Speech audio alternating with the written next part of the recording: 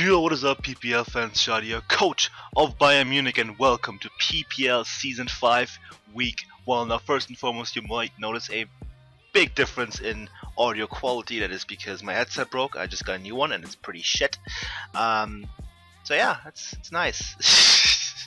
But yeah, PPL starts again. I'm excited, and in case you didn't see the team analysis, there will be a link in the description below for you to check out.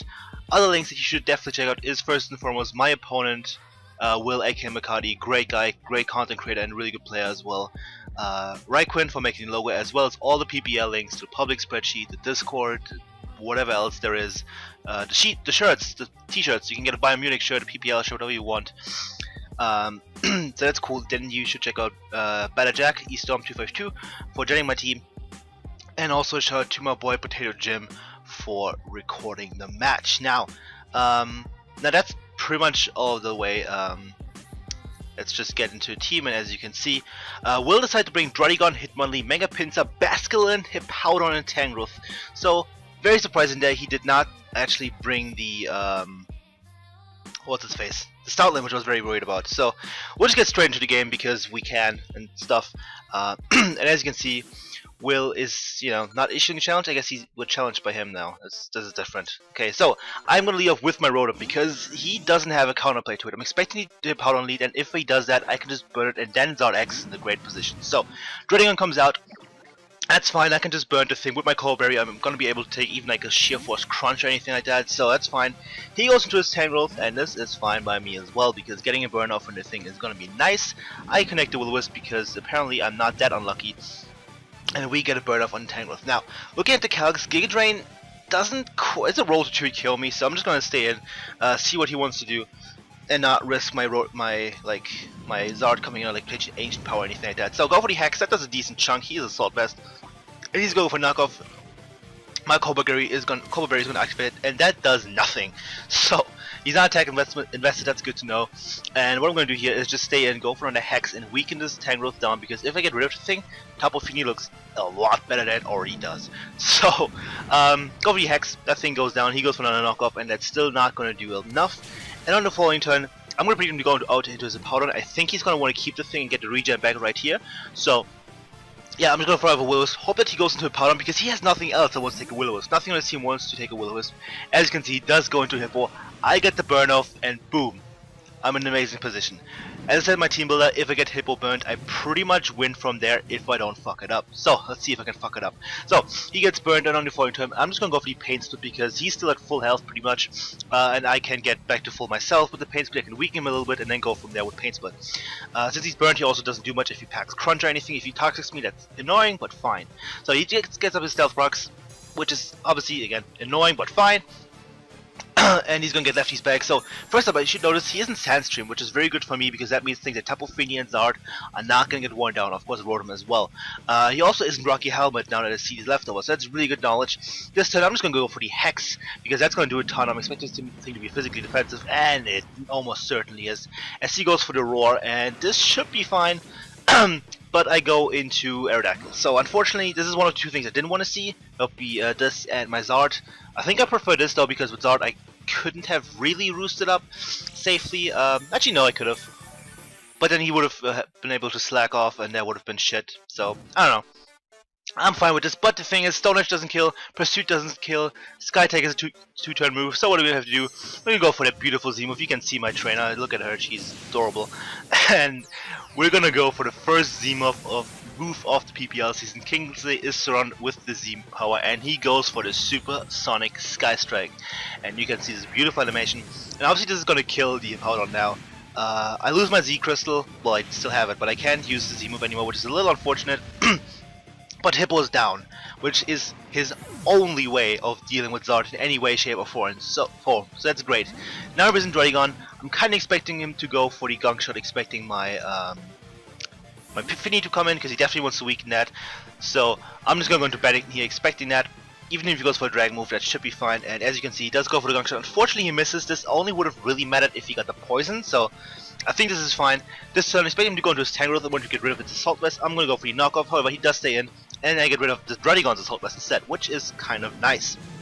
So he goes for a Dragon Claw. That does a ton. He's definitely attack invested. He's definitely max attack. and he takes some Rocky Helmet damage this turn. I'm gonna fish for the burn here, because that would be nice if I can burn a thing instead with on it with Jirachi, and that would be cool. But unfortunately, I don't get that burn. He goes for another Dragon Claw. Another one will kill me, so I have to make a decision here. Do I want to go for another Sculptor and hopefully live that, and then go for rocks? I'll go for my rocks immediately. As you can see, I decided to go for my stealth rocks, as I don't think I will need to defog anytime soon, and yeah, so I feel like that was my best play, just getting up rocks and can weaken the pins up, break potential sashes and whatnot. So on the hit one knee, what I can do now is actually go into my Jirachi, because I've been looking at this team, I just don't see an answer. Does nothing. Hitmonlee doesn't beat it. Tangrowth loses to this, and this loses to it. So, and Basculin doesn't really touch me either. So, I'm just going for the Psychic, knock out the Druddigon, and now our Captain Tien picks up its first kill of the season. That is beautiful, and I get my leftovers back to full, and it's like nothing happened. So, now he's going on to his Basculin. I look at the calc, I'm like, okay, unless he's banded, he cannot 3KO me. So I'm just going to throw up a wish here and see what set he is. I can then act accordingly. And as you will see, he goes for the final gambit. So, the whole purpose of Basculin, as it seems, was to weaken my Tapu Fini for his Hitmonlee. That's what I'm guessing. Interesting idea for sure. I still think Stoutland would have been the better bring on his end. But I am fine with this, because I have my Rachi, wishes in the air, and everything is fine. Also, he has Mega Pincer, of course, which Rachi also can, you know, kind of deal with it. Basically, Pincer couldn't kill me from full, so that would be fine. So, he goes into his Mega Pincer. I don't want to overpredict here. I don't want him to like get up an SD and then miss a Stone into my Aerodactyl, shit like that. So I'm just going to stay in and go for the Psychic, as he megas up, and he actually overpredicts, expecting me to go into my Aerodactyl, trying to pass the Wish and Tail, which is definitely a good play on his end for sure. But I live on 6, and I can get a Psychic off on the Mega Pincer, and that's going to do a ton. That's going to be a 2KO from his range. And as I get my wish back, I notice that an Earthquake is a roll to kill me if I get another turn of leftovers. So, I also don't think him SDing is a play. Even if he does, I still have my Aerodactyl in the back, and as long as it hits Stone Edge, I'll be fine. So, I'm going to protect here, get some lefties back, and get in range for potentially living Earthquake. As you can see, he does not go for the Sword Stance, and that's good for me. So now it all comes down to a roll. Can I live this Earthquake or not? 133, it's pretty much a 50-50 roll, I think. But he expects me to predict to switch out again, and goes for the return, and I eat that up, and I can knock the thing out with a Psychic. So it's a second kill for Tien, putting in the work, putting the team on its back, and Mega Pincer goes down without doing a single thing against my team, which is nice. So get some more leftovers back, and I am now looking pretty, because Hitmonlee I can scout it set for, and Tangrowth is set up for that for me. So what I want to do now is try to preserve the 5-0. By throwing up a wish here, because since he's burned, he can't do anything to me. I'm max HP with defense investment, so this shouldn't be a problem. He goes for the knockoff, gets rid of my leftovers. Definitely his best play at this point, and that does nothing. So I'm not to 50 HP, but that's fine. This turn, seeing that I can live an Earthquake since he's burned, I'm just gonna go for a Calm Mind and try to speed this up a little bit, and get to +1/+1, and then basically win from there. However, I'm going to throw up another wish, because from full I can live any hit from Hitmonlee.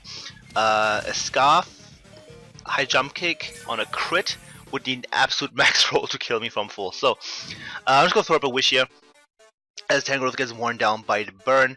And at this point, this is essentially the game. But Hitmonlee can still be a bit of a threat, so I'm going to throw up the wish here as he goes for knockoff, and since it does nothing, I decided I'm just going to go for the Psychic, because the wish is pretty much going to get me back to full anyway, and there's no point in protecting, so I don't have reason to drag this out any longer. I'm just going to go for the Psychic and knock him out.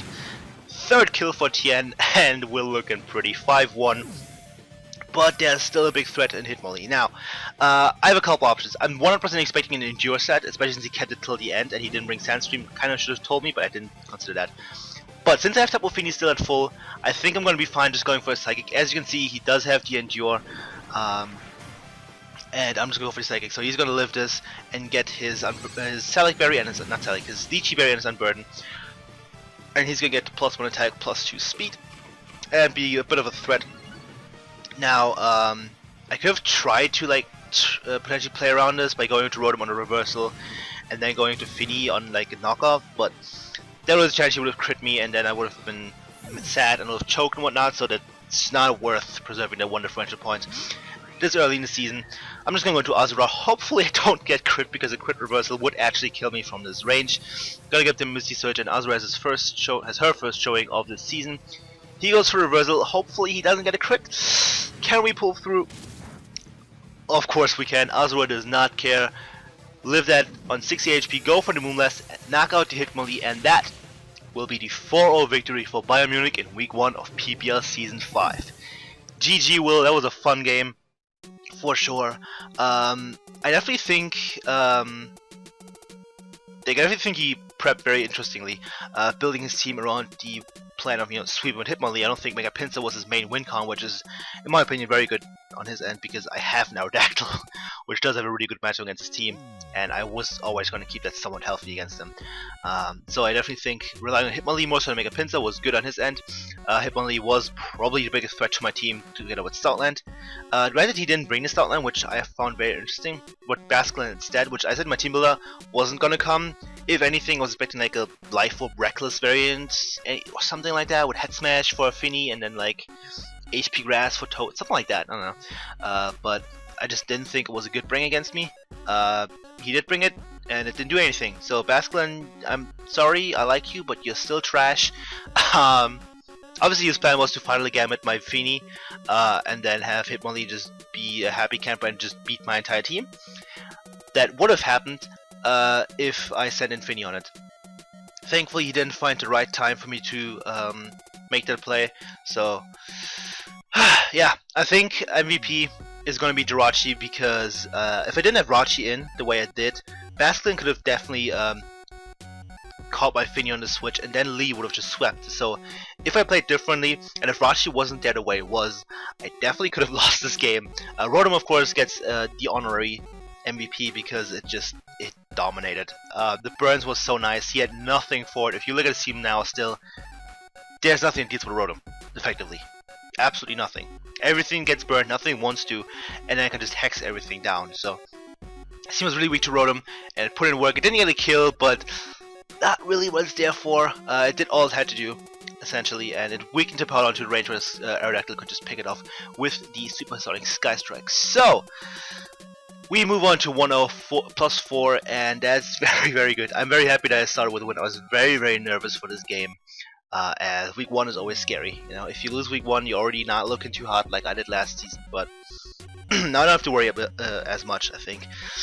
But yeah, again, make sure to check out Will, all the PPL links and Raikkonen and whatnot in the description down below. You will not regret clicking on any of those links, probably, except for my Twitter. That you will probably regret that. And yeah, next week we go up against a returning coach, and that's my good friend Travesty1 and his newly named Canberra 2 Cannons. If you guys were around for Season 3, you will know that he beat me in the final match of Season 3 to win a championship for him, with a bit of a meme, triple screen scenarios, the third one being Safeguard and Memento into a dual lens Thunderous. That's a bit memey. He kind of beat me with that when I had the game and a really good matchup, so yeah, we'll try to not let that happen, because he has a lot of Yas this time. Don't do it again, Trev. I will actually fucking come to your house and kill you. Even though you live in Australia. So yeah. I hope you guys are looking forward to the game. Tell me what you think of the team that I brought. Tell me what you think of the game in general. How I played. Maybe I made any misplays that I didn't notice myself. Those can always happen. Especially when you win, you might not notice your misplays as much. And yeah. I think that's all I have for now. Yeah, that should be. I hope the mic quality is acceptable. I will probably look into getting like a Blue Yeti or Blue Snowball or whatever. We'll see what happens, But with that being said, I want to thank you all for watching. Make sure to leave a like, leave a comment, leave some newts. I will appreciate all 3 of those, and hopefully see you guys next time. Goodbye.